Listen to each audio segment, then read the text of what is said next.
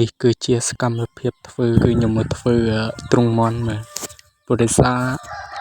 មាន់វាច្រើនអត់មានកន្លែងដាក់គឺមកធ្វើទ្រុងមាន់បាទមិនអត់មានកន្លែងដាក់តែអត់មាន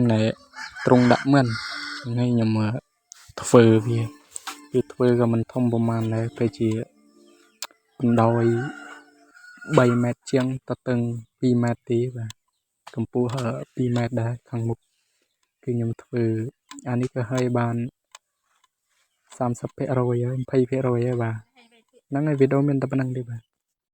នេះគឺជាវីដេអូតពីវគ្គមុនបាទគឺធ្វើបានប្រហែលជា30ទៅ20% ហើយបាទព្រោះដោយសារយើងខ្វះសរសៃឡាយកាប់សរសៃវាថាកាប់ពិបាកពេកសរសៃនេះក៏កំពុងក្រងរនាបក្រងអីគឺយើងនឹងដាក់រនាបវាគឺយើងធ្វើទុកប្លោះកណ្ដាលយើងទុកប្លោះកណ្ដាលសម្រាប់យើងដើរចូលទៅមើលសម្បុកឬក៏មើលកូនមិនបាទហើយនេះគឺសរសៃគឺយើងប្រើសាមញ្ញទេគឺយកសរសៃយើងនឹងពុះដាក់ទុកដាក់អាហារឲ្យវាយើងបាក់ទិញរឹមអស់លុយទេយើងចែកទេសយើងបាទហើយនេះក៏ដាក់រនាបហើយបាទនៅរែងបន្ថែមទៀតវាស្ទើរខាងនោះបន្តិចហើយខាងនេះយើងទុកប្លោះចូលហើយនៅច្រើនទៀតនៅអានេះធ្វើបានប្រហែលជា50% ហើយបាទនេះគឺយើងទុកប្លោះកណ្ដាលដើមមកអញ្ចឹងហើយព្រោះដោយសាររវល់ពេកបងប្អូនហើយខ្ញុំក៏ខាន់ចេញវីដេអូយូរណាស់ដែរបងប្អូនទុកយ៉ាងណាហើយបាទជួយ Subscribe ហើយនឹងដាក់សញ្ញាកណ្ដឹងម្នាក់មួយផងបាទដើម្បីទទួលថ្មីពីខ្ញុំហើយនេះក៏បន្ទាប់ពីធ្វើទ្រង់មុនហើយ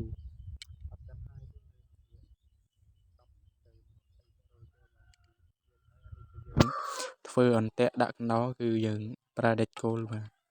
គឺធ្វើមិនវែងប្រហែលទេបាទប៉ុណ្ណឹងហ្នឹងប្រហែលជា90 សង់ទីម៉ែត្រទេអត់បានដល់1 ម៉ែត្រទេបាទហើយយើងធ្វើដាក់លក្ខកន្លែងថ្នាំងវាទៅជាប់ហើយចាំមើលថ្ងៃណាមានពេលខ្ញុំទៅដាក់បាទគឺធ្វើវីដេអូទៅដាក់កដោបដោយអន្ទាក់ខ្ញុំធ្វើហើយចាំវីដេអូក្រោយ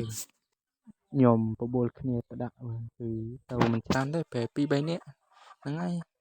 វីដេអូមានតែប៉ុណ្្នឹងឯងបាទជួយ like comment ម្នាក់មួយផងដើម្បីទទួលបានវីដេអូថ្មីៗពីខ្ញុំបាទសូមអរគុណបាទហើយនេះគឺយើងធ្វើរួចរាល់ហើយបាទគឺបង្ហើយមកចប់ 100% ហើយនៅតែយកមិនមកដាក់ទីគឺគេថាផ្លឹងតែម្ដងគឺស័យសតបាទខាងនោះគឺទ្រង់មិនទូចគឺខាងនេះគឺទ្រង់មិនធំគឺយើងហុំស្បៃជុំវិញកុំឲ្យវាចេញបានបាទគឺយើងដាក់សម្រាប់ឲ្យមិនក្រាបក៏បានសម្រាប់ឲ្យមិននៅក៏បានឲ្យមិនធំ1 គីឡូកន្លះអីហើយកាយយកដាក់បានដែរហើយយើងគឺថាធានាមកជៀបមកមុំហើយយើងមានដាក់សណ្ដើក៏ល្អដែរហើយយើងដាក់ខាងជុំវិញ4ជ្រុងមកស្អាតហើយដំបូលហើយមកចប់ហើយទៅមើលទ្រង់មិនទូចយើងក៏ទៅយកមកដាក់យកមិញដែរទ្រង់មិនទូចគេថាកូន7បាទកូន7ហើយប៉ុន្តែទ្រង់ប៉ាត់ណៃហើយក៏មិនអីទេហើយ 100% យើងហុំស្បៃជុំវិញទាំងអស់ទាំងលើទាំងក្រោមគឺមកស្អាតកុំឲ្យវាចេញតាណារួច